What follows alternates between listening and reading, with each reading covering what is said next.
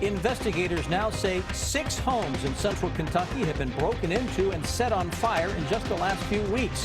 How a man working near the latest scene helped save the home from being destroyed. That was my friend, and he's a hero. Dozens of Richmond police officers will soon travel to Washington, D.C. to honor one of their own who died in the line of duty. How rural health care is taking flight around Kentucky in places where ground ambulances can't respond quickly.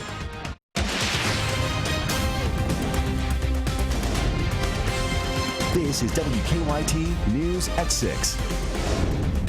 Good evening. It has happened again. Today, police say someone set a fire at a rural central Kentucky home, and they think it's connected to 5 other arsons in the last 2 weeks. The latest fire started this morning at a home on Jacks Creek Road in Madison County. The other arsons damaged or destroyed homes in Fayette, Scott, Jessamine, and Garrett counties. Victor Puente has our top story at 6. This is the 6th home state police believe an arsonist set on fire. But this time, people working nearby were able to stop that fire from spreading. At first, those men thought the fire was a grill that had gotten out of control. They quickly realized the smoke was coming from inside the home. Hollered, made sure no one was in the house. You know, when I went ahead and notified 911, called them to get the fire department out here.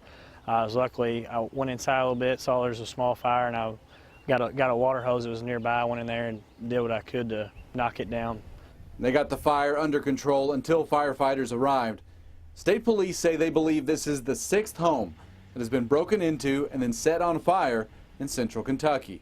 You know, and it's just one of those things that anybody that isn't at home during the day could potentially be a victim. They have investigations in Jessamine, Scott, Garrett, Fayette, and now Madison counties. This morning, fire investigators from those counties got together to share information about the fires. State police say if the people responsible are going to be caught, it's going to take vigilant neighbors. So if anybody has been at home, had somebody show up at your front house that just seemed suspicious, give us a call. But I was just happy we was able to come up here and save this guy's home. So we asked state police if it was possible this was the work of a copycat. They said they didn't think so because of information they haven't released to the public. In Madison County, Victor Puente, WKYT. The State Police Arson Task Force is offering a reward in this case. Tonight, Lexington firefighters are still trying to figure out what caused a strange smell in a building on the University of Kentucky campus. As a precaution, they evacuated the Plant Sciences building. Firefighters just told us they didn't find anything harmful on the 2nd floor where the smell was originally reported.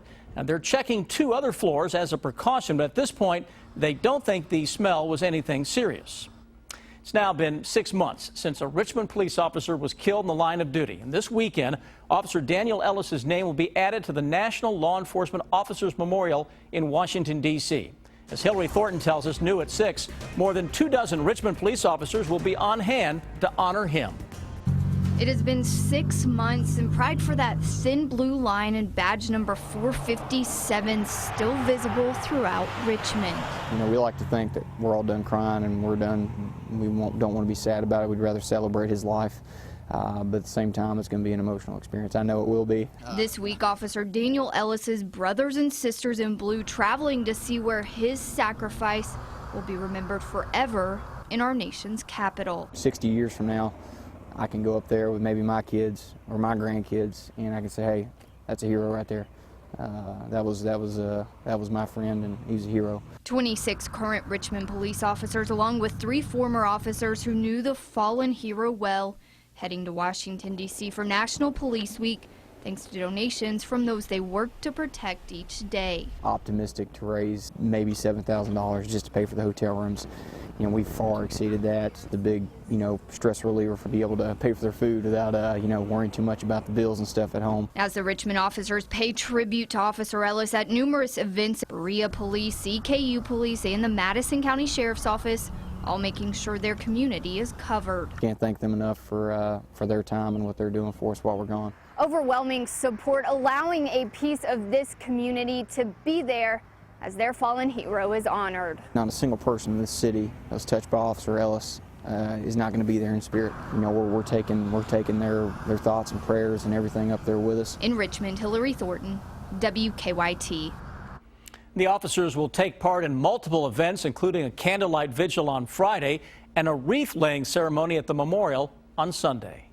Rural hospitals are disappearing in Kentucky. They're becoming more scarce because the cost to keep them open is just too high. But the people living in those communities still need medical care, and lately, first responders are turning to the sky. WKYT's Miranda Combs investigates the growing trend of air ambulances.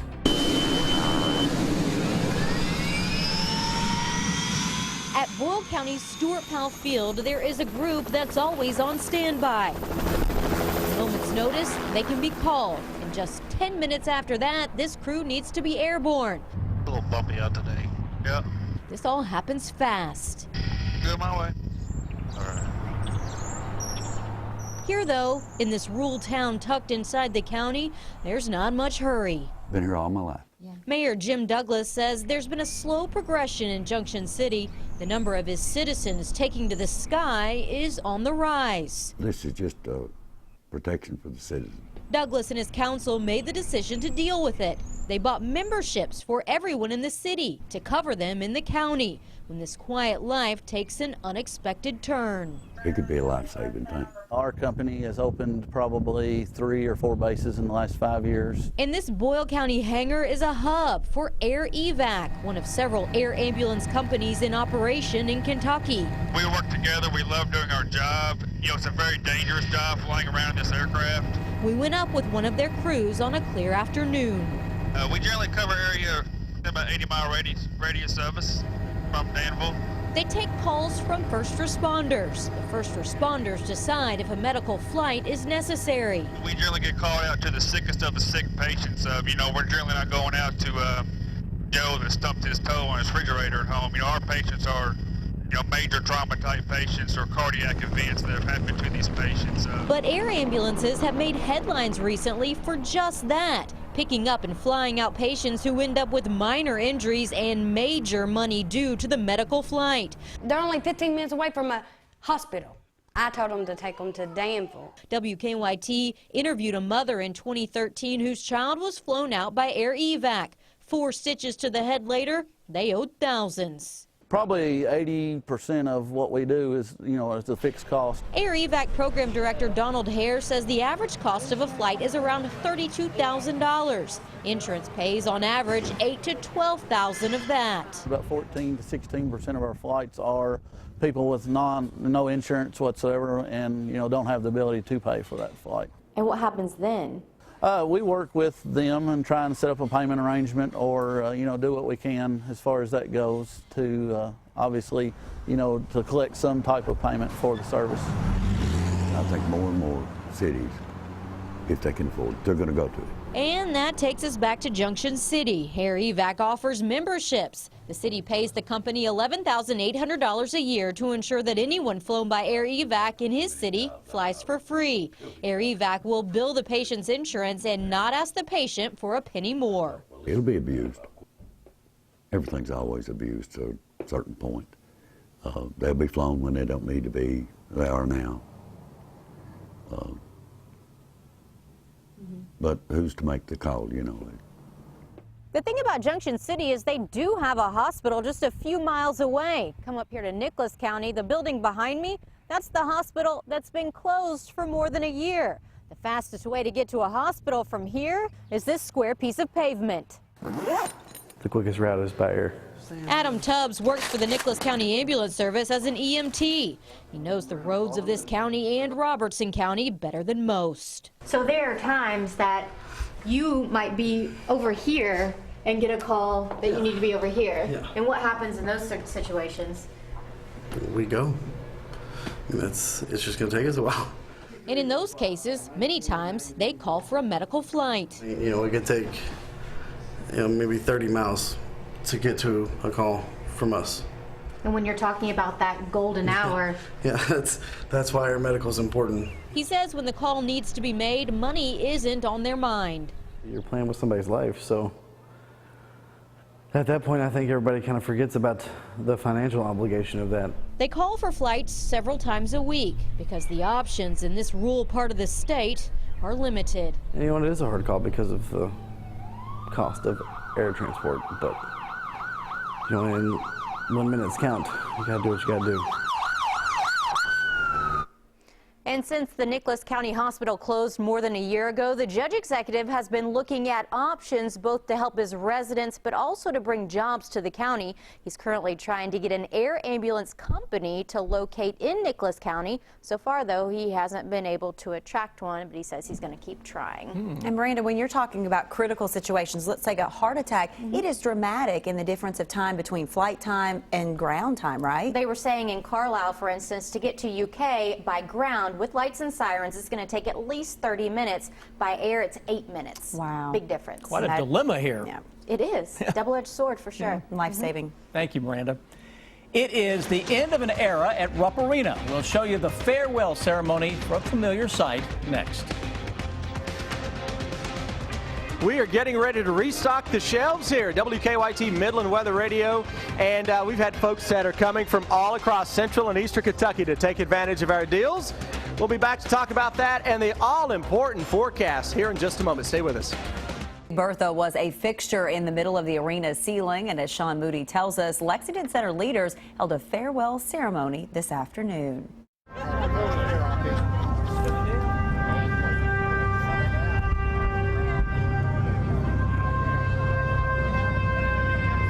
As retirement parties go, this was a big one. Probably because the retiree is such a big deal. 40 years. That's how long Big Bertha has dominated center court at Rupp, filling the arena with booming sound.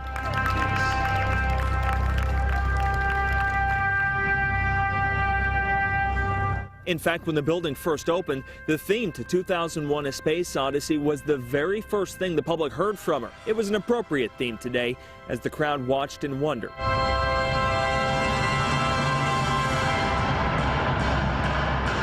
Merrill Richardson helped design Big Bertha. He still works here. You might call him Bertha's father, but he doesn't see the relationship quite that way. Just a piece of equipment. He's pretty proud of what she can do, though. We wanted the best sound we could get in the arena, and we wanted everybody to know it. There's a new video board going up in Bertha's place. Newer, fancier speakers going in as well.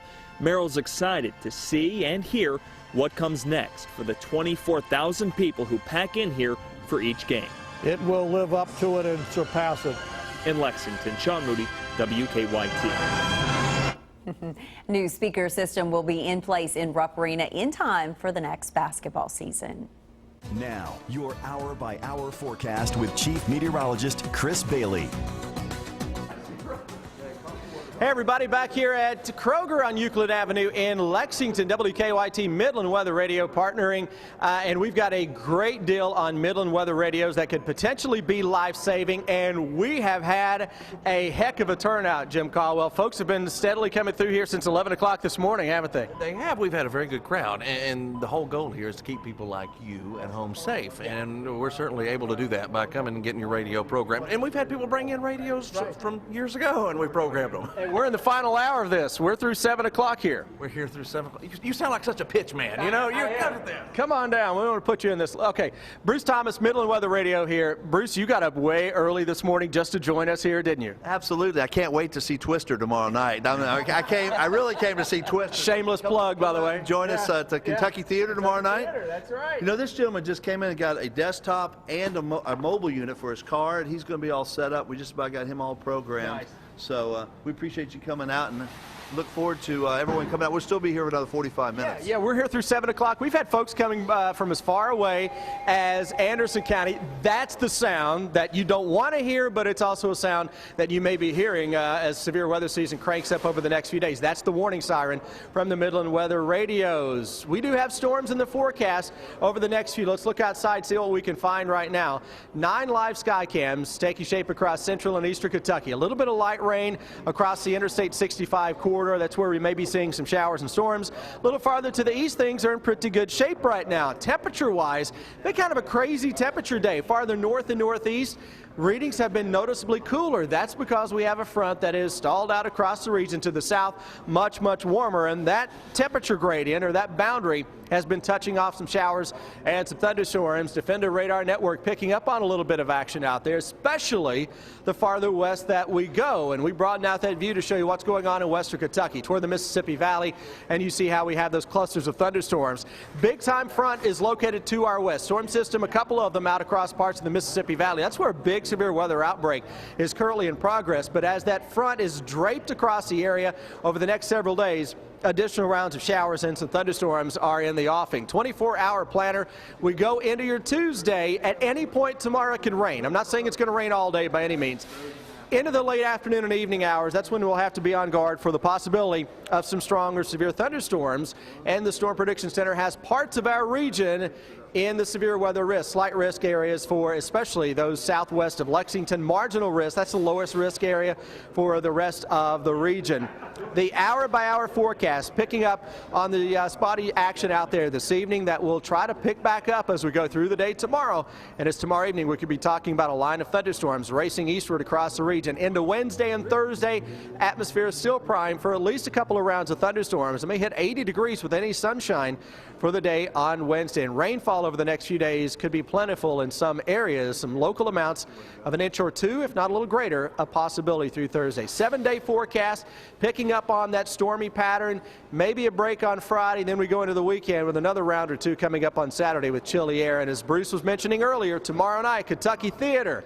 7 o'clock for a Weather Watchers seminar, and following that 7:30 you get a free screening of the movie Twister, courtesy of the WKYT Weather Watchers. You can get your tickets on WKYT.com. We hope to see you there tomorrow night, guys. All right, Chris, thanks so much. All right. Nyquist leaving Churchill Downs for Baltimore. The next step is the Preakness. How do his handlers look at the next 2 weeks? And Kentucky baseball bouncing back against one of the top teams in the country Saturday and Sunday. Senior Dorian Hairston talks about it next in sports.